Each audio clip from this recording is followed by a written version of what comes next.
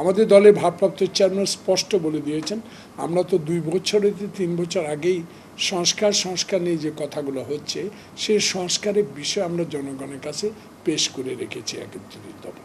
এর থেকেই মূল সংস্কারগুলো যেগুলো দেরি হবে সেগুলো পরে করি। যারা সরকার গঠন করবে, যারা একটি সুষ্ঠু নির্বাচনের মাধ্যমে ক্ষমতা আসতে পারবে, তারাই বড় বড় সংস্কারগুলো করবে। এখন ন্যূনতম যে সংস্কারগুলো প্রয়োজন একটি নির্বাচনের জন্য, যে নির্বাচনের জন্য 16 বছর থেকে 2024 এর জুলাই আগস্ট পর্যন্ত আমাদের অপেক্ষা করতে হয়েছে, আন্দোলন করতে হয়েছে।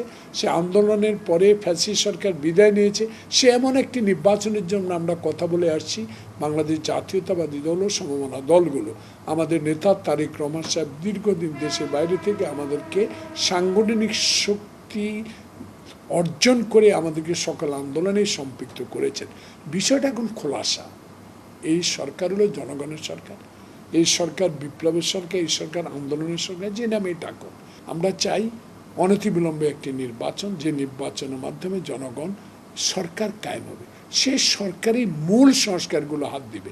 এখন এই সরকারের এত দায়িত্ব না যে মূল সংস্কারগুলো ধরে নির্বাচনকে বিলম্বিত করা। নির্বাচন বিলম্বিত মানে জনগণের সরকার বিলম্বিতে সরকার গঠন করা। সে কারণে আমাদের দল ইতিমধ্যে বহুবার বলেছে, সরকারও মাননীয় প্রধান উপদেষ্টা তো গত পরশু আমি মনে পয়লা বৈশাখের বক্তব্য হোক বা তার আগে হোক উনি বলে ফেলেছে ডিসেম্বরের মধ্যে একটা নির্বাচন হোক। কিন্তু পরের দিন সকালে আপনাদের সময় টেলিভিশন আমি স্ক্রোলে দেখলাম যে জুলাইও হতে পারে। তো এইসব কথাগুলো মানুষের মধ্যে বিভ্রান্ত হচ্ছে।